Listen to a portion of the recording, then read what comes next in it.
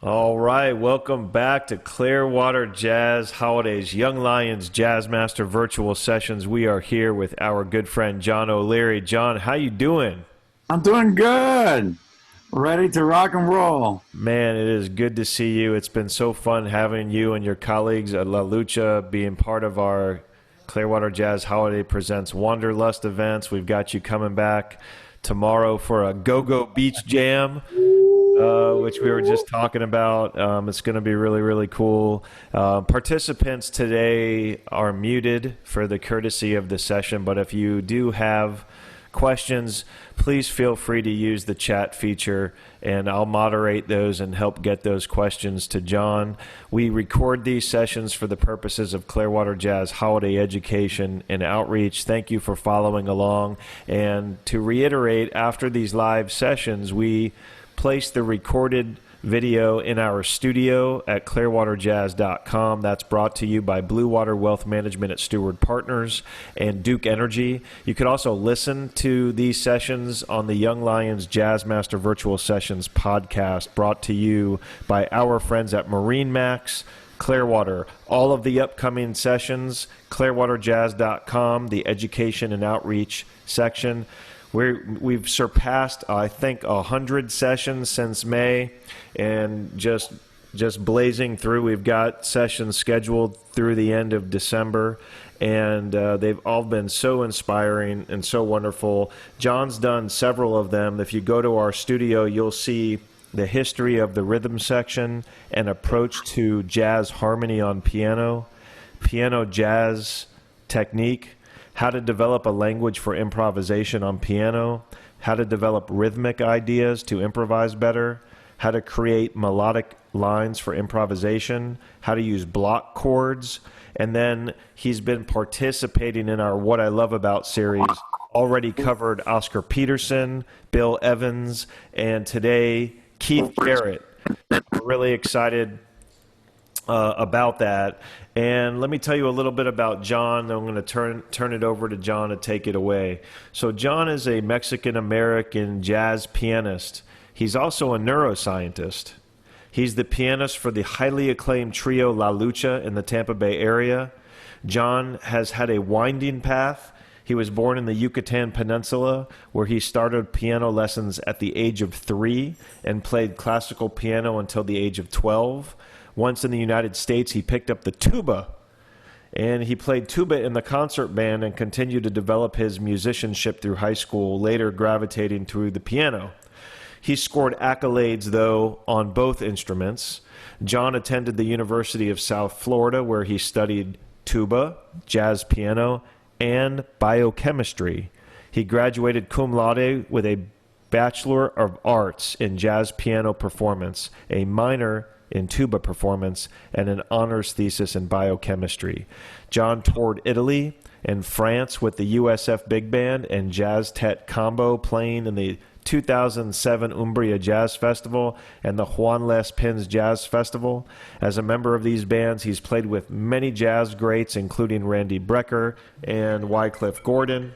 And as a scientist, John completed his PhD in neuroscience at the University of South Florida, where he is the recipient of the Ruth L. Kirchstein Predoctoral Fellowship from the National Institute of Neurological Disease and Stroke. John has been an invited speaker at the Society for Neuroscience, Midwestern Stress Response, and American Chemical Society conferences. Please check out La Lucha's music wherever you stream, and check out their latest release, Everybody Wants to Rule the World. They also have a holiday CD or album that is out, and all of it is fantastic. And check us out at clearwaterjazz.com to learn the latest about our reimagined open-air, smaller-scale events this year, because John is part of many of those, whether either individually or as part of La Lucha. John O'Leary, welcome back to Clearwater Jazz Holidays Young Lions Jazz Master Virtual Sessions. The stage is all yours. Thank you so much. Thank you, Steve. As always, a warm introduction. Thank you so much. Love you guys. It's such a pleasure to be here and to do this. So today's talk is what I love about Keith Jarrett. So let me share my screen here really quick, and I'm gonna show you my keynote presentation. All right. This is super exciting. I love Keith Jarrett. All right. I need to share, and to share, I need to see the play button. There it is. It was being covered. There we go. Keith Jarrett is one of like the big three from the 1940s. So in the 1940s, we have Chick Corea, we have Herbie Hancock, and Keith Jarrett. And these are the three pianists that Miles Davis used in his project. So Herbie was the oldest, I believe, and he used and he played in Miles' great second quintet all through the mid and late 60s. And when Herbie left, Chick Corea and Keith Jarrett were both playing with Miles Davis, and sometimes at the same time. And Keith is an incredibly gifted person. He's worked tirelessly to develop his art, and is just a really, really one of the greatest pianists ever. Just an incredible, versatile musician and improviser. Just absolutely insane. So this is Keith. He was not born in 1925. He was born in 1945.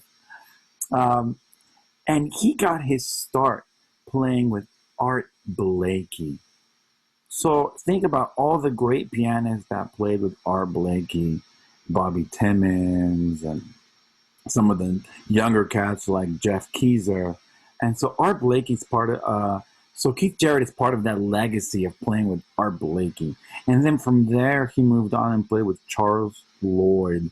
And he had these great quartets with him. And this was in the mid-60s, and he was experimenting with different types of genres and music styles. And in early 1970, I believe he started working with Miles Davis.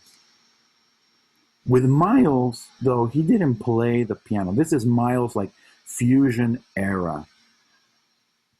Excuse me. And Miles wanted the organ and the Fender Rhodes together at the same time. And Keith is like a piano purist. He loves the piano. And he wanted to use these more often, and he really didn't want to use the Fender Rhodes and the organ, but out of respect for Miles and for Miles's vision of what he wanted. And also, I mean, he was playing with Miles, so he's not going to turn it down. He's just going to do whatever he has to do and suck it up for a few years, play with Miles Davis, and enjoy the rest of his career. You know what I mean? Okay, so here is a video of them with Keith Jarrett playing these Fender Rhodes and organ and this Miles Davis weird funk fusion music. I'm not going to play the whole hour and 11 minutes, I promise.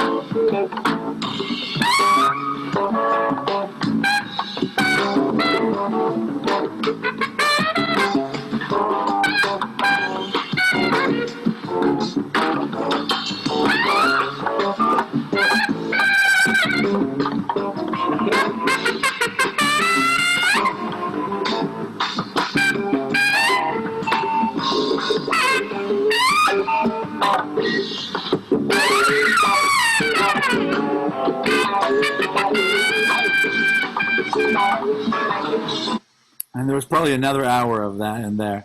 Man, what's so cool there is, first of all, the 70s were real.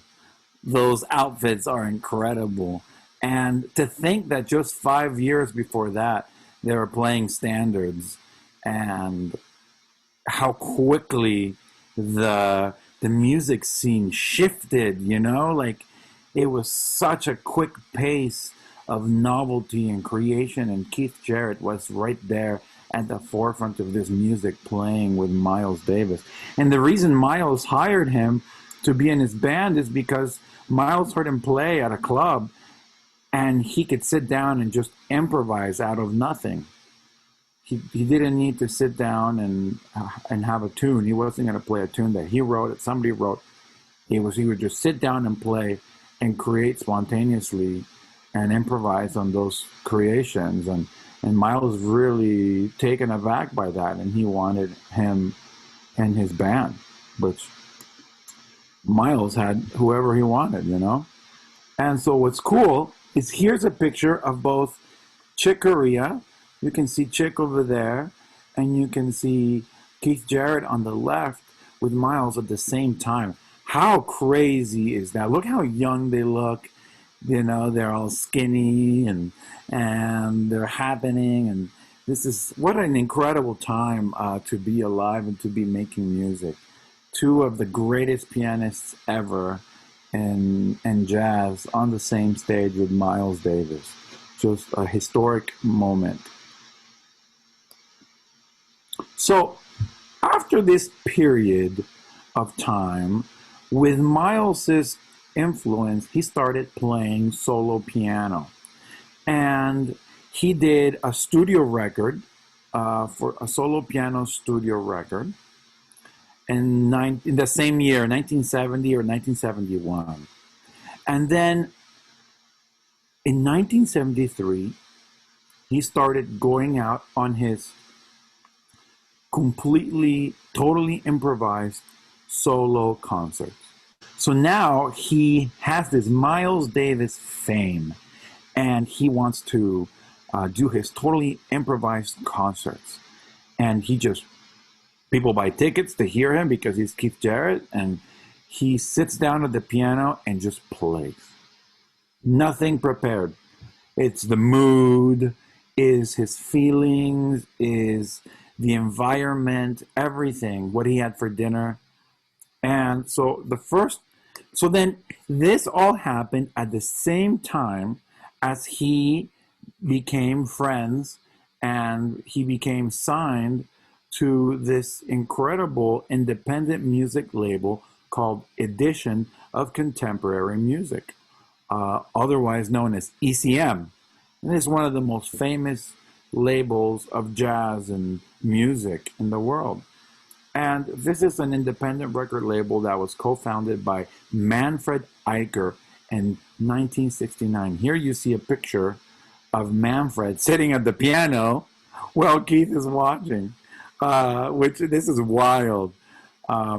Manfred, started this independent music label and started signing artists, just giving artists the opportunity to have records and to create and distribute.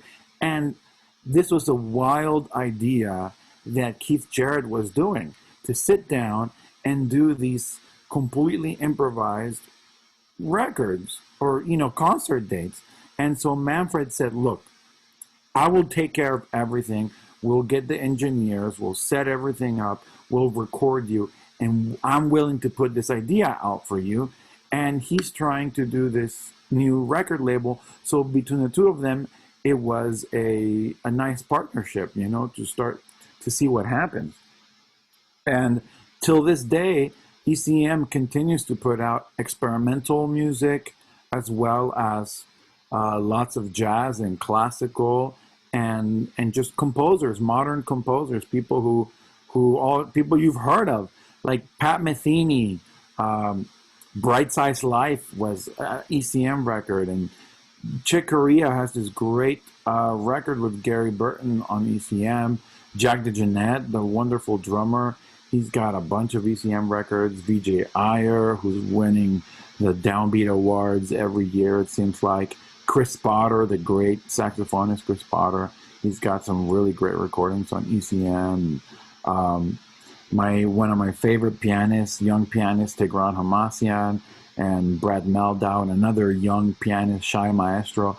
These are it's just incredible the amount of diversity. They have Brazilian music. They can have we could do a whole thing on what I love about ECM, right? And so Keith Jarrett is at the forefront of this, and he decides to sign with this label and to put out some of these solo records, right? And then little did Keith Jarrett know that he was going to use ECM almost exclusively for the rest of his career. So this was the first solo record that he put out. This was a completely improvised concert in Bremen and Lausanne.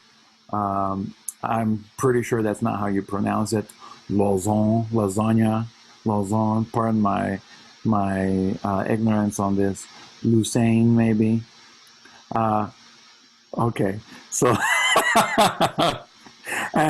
but this was a groundbreaking album. In 1973, when it came out, Time magazine named this album Jazz Album of the Year. It got their award for the best jazz album. And so right off the bat, he's picking up some momentum with this idea of spontaneous improvisation. And then 2 years later, he puts out the Cone Concert. I don't know if you guys have heard of the Cone Concert, but this album is the best-selling solo jazz album of all time. And it connected with an audience much greater than jazz. And I think I have a hypothesis that I'll tell you later, but it was because of this willingness to go out into different genres, and then he put this out and people were already kind of listening to him. Nobody expected this album to become as big as it was. So let me give you a little bit of what this sounds like. Oh, let me tell you the background story of this album. So there's like documentaries on this, and people are giving talks just on this particular concert and how this happened. So he goes to the concert hall, and as he's ready to start prepping for the concert, they don't have the right piano. Like he had a piano that was going to be delivered, and for they weren't able to deliver it, and they had whatever house piano it was. It was the same brand. He was using a Bosendorfer piano, but it wasn't the one that he ordered. It was whatever they had in the house, and it was in bad shape. I mean, the piano was rough, and he's like, "We're supposed to record an album. Do you really want to spend your money recording an album on like a really not good piano?" And he had like a really bad meal. He was feeling ill, um, and he was really upset about all of this that is out of his control and it's just happening. But something about all of that, the loss of control that he gave up, and he said, well, he was just looking for signs for what to do. Well, and the sign was that the concert was completely sold out, not an empty seat in the house. So he said, well, all these people are going to be here. We can't just send them home. And right before they're about to send the engineers home, he said, you know what? Let's just see what we can do. And, it's worth a try. And so they recorded this album. And now it's like millions and millions of copies sold, which for a jazz record is incredible. For a solo jazz piano record is even more incredible. So check this out. This is Keith Jarrett, the Cone Concert. There's a few seconds of silence.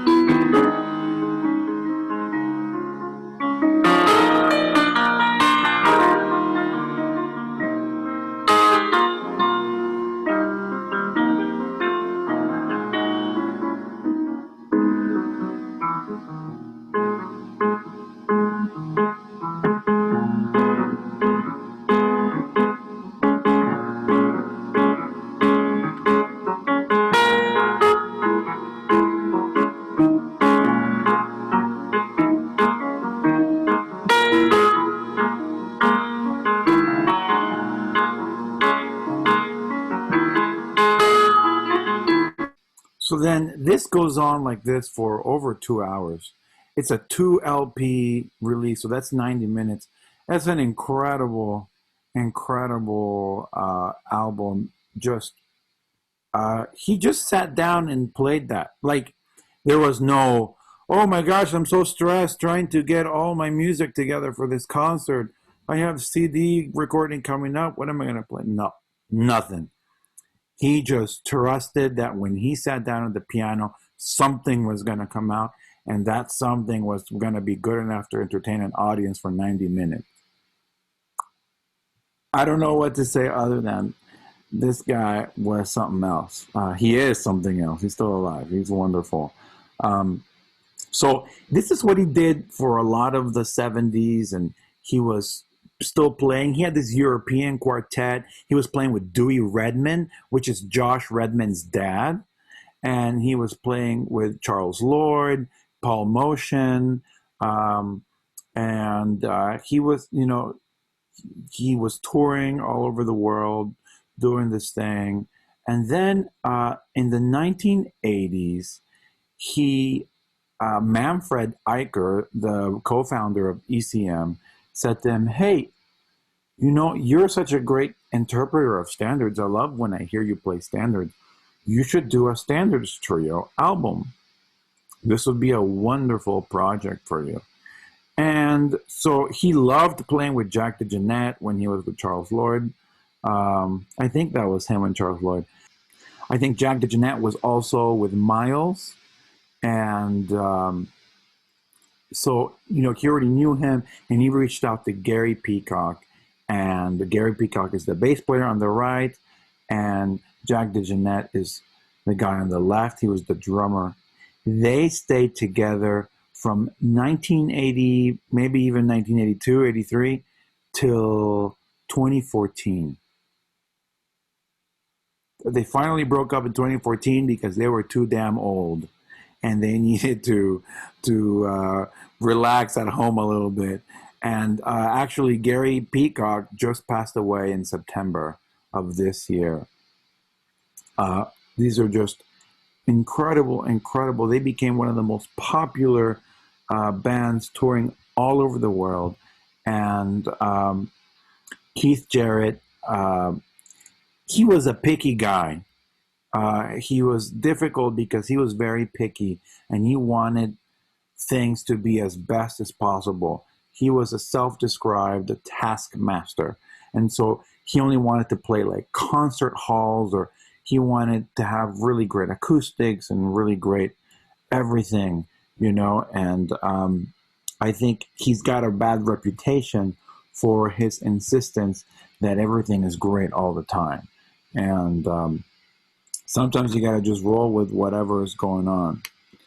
And but so this is how I came to know Keith Jarrett. I came to know Keith because in college there was this great jazz pianist who was studying ahead of me, and he was a big Keith Jarrett fan. He loved it. He was from Haiti, and Jean-Marc was his name. And he said, oh, I listened to lots of Keith Jarrett. And so I wanted to be like Jean-Marc. He was so good. And so I started listening to Keith Jarrett. And the first thing because I was in jazz school and learning jazz standards, I picked up these jazz standards albums of Keith Jarrett, way before I had discovered his solo piano stuff or even his fusion stuff. I wasn't listening to any of that, when I first discovered Keith. And so this is an interpretation of them playing All the Things You Are, the wonderful standard from the 1930s of Jerome Kern.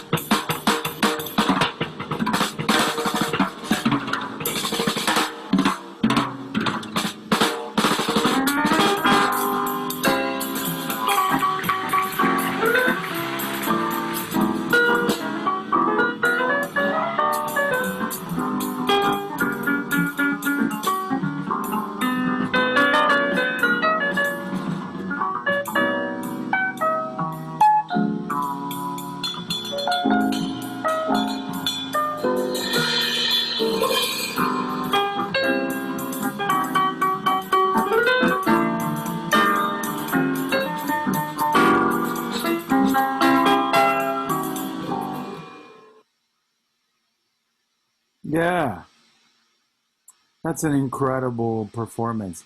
What I love about that is that they didn't have arrangements. He wanted the spontaneity of solo piano in his trio. You see, he puts it that the sidemen always had all the fun. It was the leaders.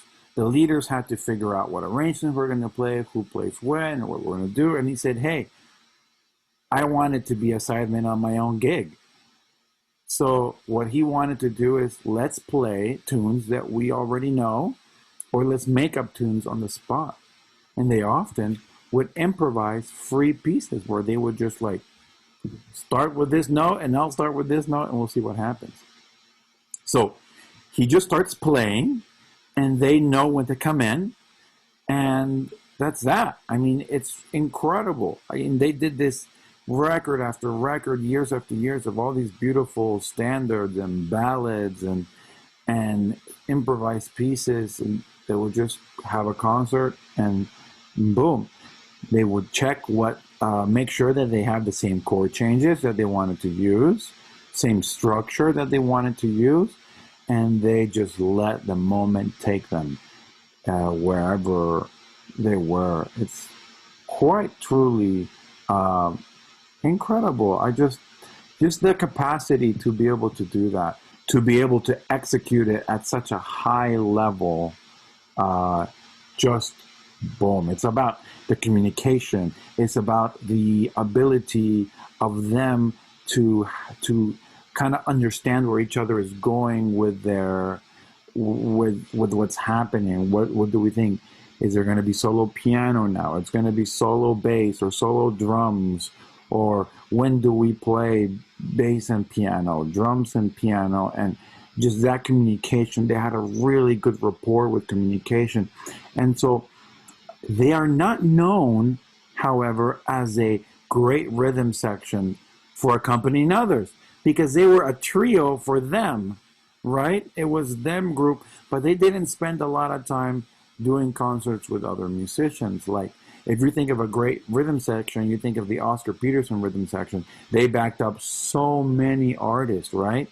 And because of they was about how they accompanied others, but here they're accompanying each other as a unit, and how well they work together as a unit is quite astonishing. And you know what? Part of this approach is that the arrangement don't always work.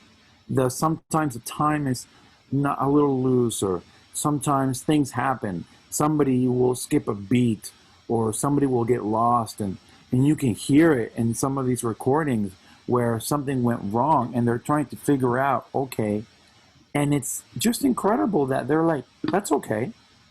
Mistakes and all, that put it out there, because overall they're playing with dynamics, they're telling a story with each song. They're trying to put together a record of what happened in that moment, rather than working out specific arrangements. See, this is complete opposite of like the Oscar Peterson trio, where he would work out very specific arrangements of what he wanted to do, and they would practice really hard to make sure that the hit on and the two was exactly right, because that's what they were going to do at this bar, at this moment. And then with Keith Jarrett, it was not about practicing, it was about being able to communicate in that moment and be able to share those responsibilities for the band together. And in some ways, we, La Lucha and I, we have taken a lot of inspiration from them to be able to communicate together. We love having a nice structure that we can rely upon, that we can work on and practice, and then maybe not as a specific skeleton as Oscar Peterson, and not as loose as Keith Jarrett. So that's cool to have, to understand the spectrum of where you can be in terms of how tight the arrangement has to be versus being so loose. One of the jokes of the Keith Jarrett trio is that they don't have an ending, because their song might be 5 minutes, and then at the end they'll make an ending that's like 20 minutes long. It's insane. And the ending becomes like 2, 3, 4 times the amount of the original song because they would just sit and groove on one chord progression or one thing, and it's quite remarkable. All right, let me go to the next. We did that. Let me make sure that was the right. Yeah, we did that. Okay. So now, Keith Jarrett played many styles and genres. He wasn't just stuck to his solo piano improvisations and jazz. He was incredibly wide in his array of music sensibilities. For one, he has an extensive collection of his own classical recordings like Scarlatti and Bach, and I mean, he's done a lot of different classical piano recordings, like you would hear Arthur Rubinstein sit at the piano and record a record. He would do the same thing, and sometimes he would not play jazz for months and months at a time, prepping for a classical album. And this is something he loved, and he studied really hard. Like I said, he was a taskmaster, and his ability to be so disciplined allowed him to reach high levels of classical music and jazz. But he also loved music of all forms. Sometimes he played really bluesy. If you listen to that solo album, the Cone Concert, or the first solo, and Bremen and Lucerne. If you listen, Lucerne, there we go. So if you listen to that album and Bremen and to the Cone Concert, you'll hear how much folk and bluesiness, and he was part of the 60s. That was his growth, a lot of his musical growth and popular music of his time. And he wanted to participate in that. And in 1968, he released this album.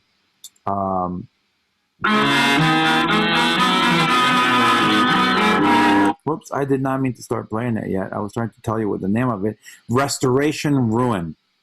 Okay, so, this is like his, this is where he's doing his folk rock kind of a thing. He plays guitar and he sings, and it's incredible. All right, so check this out. Keith Jarrett, Restoration Ruin.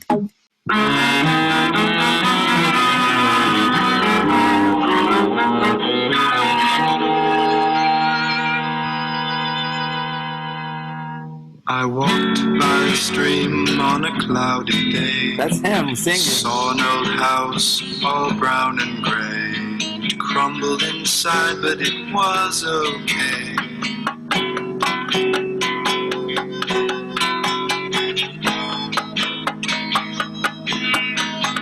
The trees all around and the stream made a sound. I walked up the hill and sat on the ground. Nobody was around except possibly me.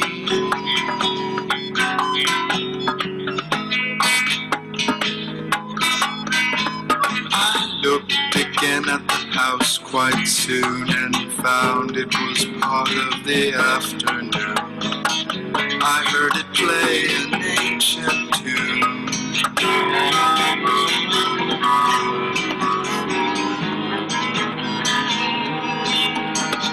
The house came to life with a different hue. It hadn't been there but a week or two. It looked so old, but it was really new.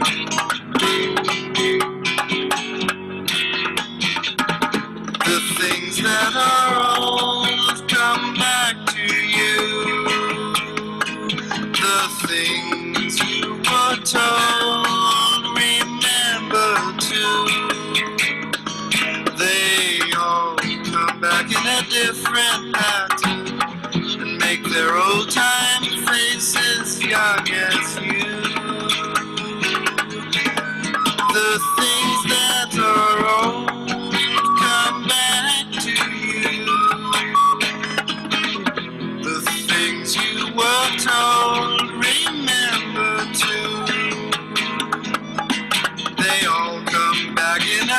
different pattern and make their old-time faces young as you.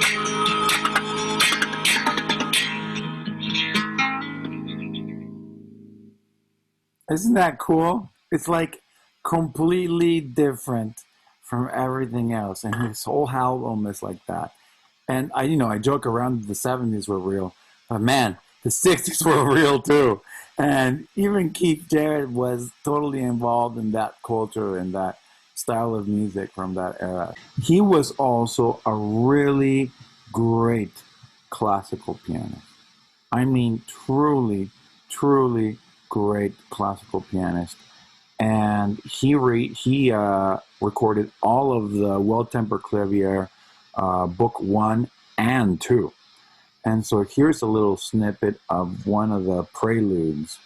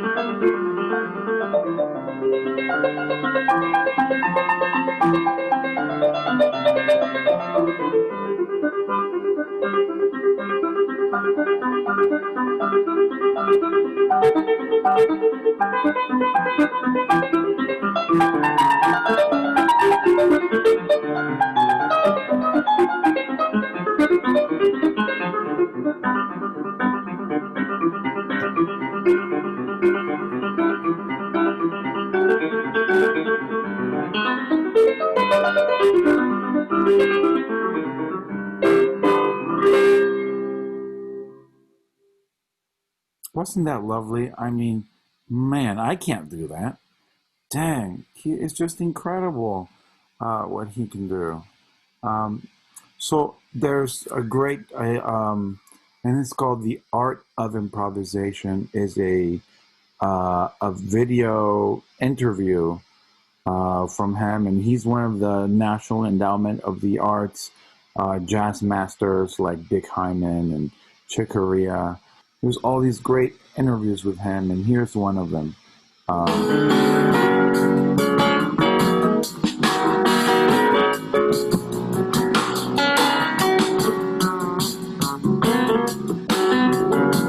The genesis to actually being a jazz player came from my desire to change notes in other people's music. So Mozart, I would be studying and playing a piece, and I'd say, I don't really think this is the exact right voicing for this chord. And when I first heard jazz, I realized that it was almost like expected of the player to find those notes that were his.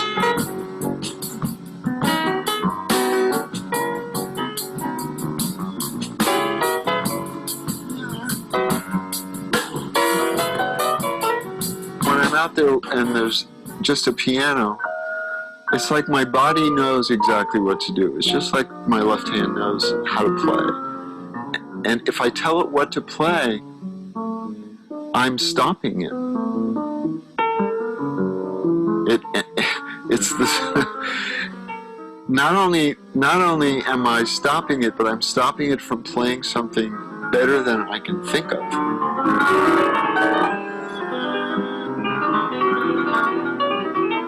This is like being oversaturated with input.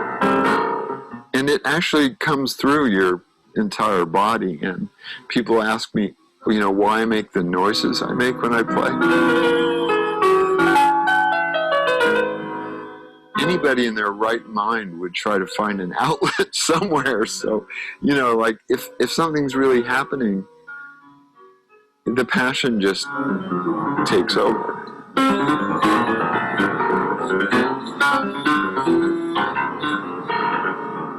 Audiences think I don't like them. But the truth is, I need them more than almost any other performer that comes on the stage in front of them. I just need them to do simple, easy things. Try to concentrate.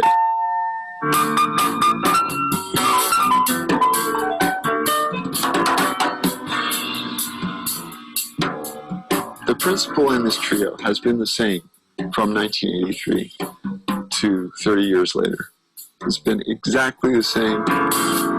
It's the sidemen that have the freedom. The leader is always the leader. I wanted to be my own sideman too. I thought, okay, I have these two wonderful players. They're going to know what to do. What if we just start playing? And the only way to do that would be either totally free playing or music we already know.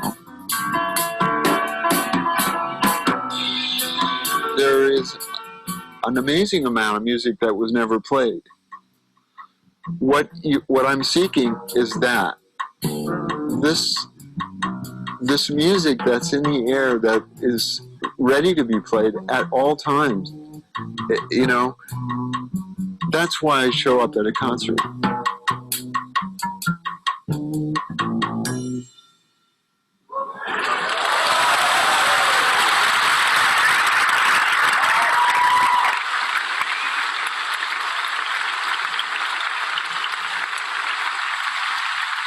Also, because of his ability to have so much virtuosity in everything he does, whether he's doing folk music or classical music or jazz or free jazz, he just has an incredible commitment to the music and to what's needed in that moment.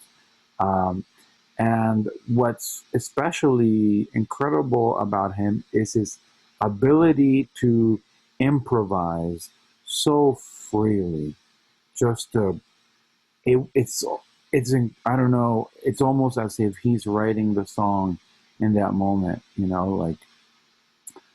I love the way that everything comes together for him, and his melodies are so beautiful, and I can't express how much passion I have for the playing of Keith Jarrett, and it's just an honor and a pleasure to be able to share some of his music with you guys. So I hope you guys found this helpful, and as per usual, you know where to reach me on social media, and I would be happy to answer any questions on any of the topics I've discussed here. Well, man, another great one, John. If anyone has any questions, please use the chat feature. I'll try to get those to John as I offer some closing remarks. But if you follow along at the clearwaterjazz.com, you'll see all of the upcoming sessions, including the sessions that John has. He's doing several more of the What I Love About series with us, and perhaps some other fun ones, but we've got a lot scheduled now. In fact, we've got another one starting in about a half hour, and that's going to be for drummers with our good friend Mark Feynman, who is returning, someone John knows very intimately. And what I love about Max Roach is the subject of Mark Feynman's session later today, so we're looking forward to that. But John's going to be back with us next week on Wednesday for a continuation of the What I Love About series, and I think then again he's going to be back perhaps later in December as well, I think on the 16th, and maybe even after that. I don't know. I have to look at the upcoming schedule, but I know he's going to be back at least 2 more times, so we're thankful for that. And we really appreciate everybody following along these sessions. ClearwaterJazz.com, education and outreach. John, any closing thoughts? No, thank you so much for having me. I love doing these. And it's so great to have the opportunity to go back and explore some of my past loves and to share them with you. No, that's fantastic. Well, on behalf of the Clearwater Jazz Holiday Foundation, thanks everyone for participating today. And for everyone watching or listening in the future, we appreciate you being along the ride. And, stay safe out there, be well, keep playing, keep being creative, keep listening, and we'll see everybody real soon. Thank you, John. Thank you. See you tomorrow. Bye-bye.